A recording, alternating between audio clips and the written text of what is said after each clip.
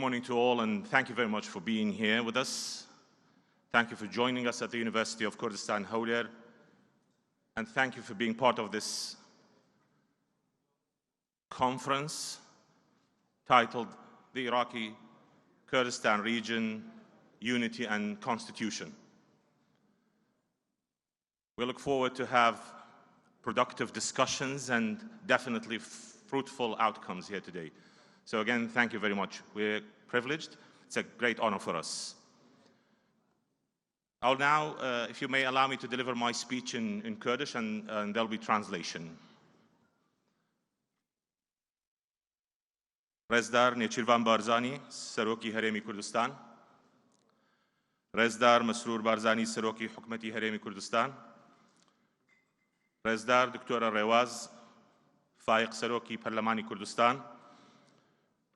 Rezdar Khanam Janine Blaskhart, Nerdei Taibati Secretary Gishtina Tawe Gutokan Bo Iraq. Rezdaran Saroku Nenari Parta Siyasiyakan. Rezdaran Waziru Barpersani Hukumiu Parlamentaru Nenari Nerda Diplomasiyakan. Rezdar Raweshkari Zankoi Kurdistan Hawler. Media Karani Barez میوانە قەدرگرانەکان بەیانی باش بەخێر بێن بۆ کۆنفرانسی هەرێمی کوردستانی عێراق یەکریزی و دەستور. ئامادەبوانی بەڕێز، زانکۆی کوردستان هەولێر هەر لە ڕۆژی دامەزراندنیەوە دیدی ئەوە بووە لە ڕێی وانەوتنەوە و لێکۆڵینەوەی زانستی سەردەمیانە وڵامی ئەکادیمی و مەیدانی بدۆزێتەوە بۆ پرسە سەرەکیەکانی کۆمەڵگاکەمان و لە بوارە جیاجەکانی سیاسی و کۆمەڵایەتی و ئابووریدا کە لە دەرەنجامدا پەیوەندیان هەیە بە ژیان و خۆشگوزەرانی ملەتەکەمانەوە. بەڕێزان، وەکو ڕوون و ئاشکرایە هەرێمەکەمان ئەمڕۆ بە هەلومەرجێکی تایبەتدا تێدەپەڕێ، چ لەسەر ئاستی پەیوەندیە سیاسەکانی ناوخۆییەوە یان پەیوەندیەکانی هەرێمی کوردستان لەگەڵ حکوومەتی فدرالی لە بەغدا یان لەسەر ئاستی کۆمەلگای نێودەوڵەتیدا.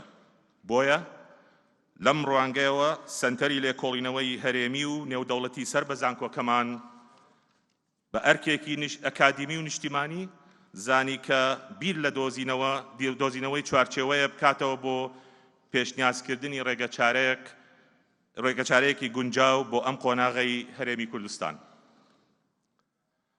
ئامادەبوانی قەدرگران، بە لۆژیکی سیاسی و خێنەوەی واقعی سیاسی و کۆمەڵایەتی کۆمەڵگاکەمان ڕاستیەکی زۆر سادە و ڕەوان و گرنگ دەبینین کە پێمان دەڵێت تا گوێ لە یەکتر نەگرین و لە بیرکردنەوەی یەکتری تێنەگەین تێگەیشتێکی هاوبەش دروست نابێت بۆ ئەو ئاڵنگەریانەی بێجیاوازی ڕوبەڕووی هەمومان دەبنەوە. بەڕێزان، ملەتی ئێمە شایەنی هەموو شتێکی باشە. ئەم میلەتەی کە ئەو هەموو شەهیدەی داوە و ئەو هەموو نەهامەتیەی بەسەر هاتووە، میلەتێکە شایەنی ژیانێکی خۆشگوزەرانە و بە سەربەرزیەوە دەبێت لەگەڵ میلەتانی تر بەرە و ئایندەیەکی باشتر بڕوانێت.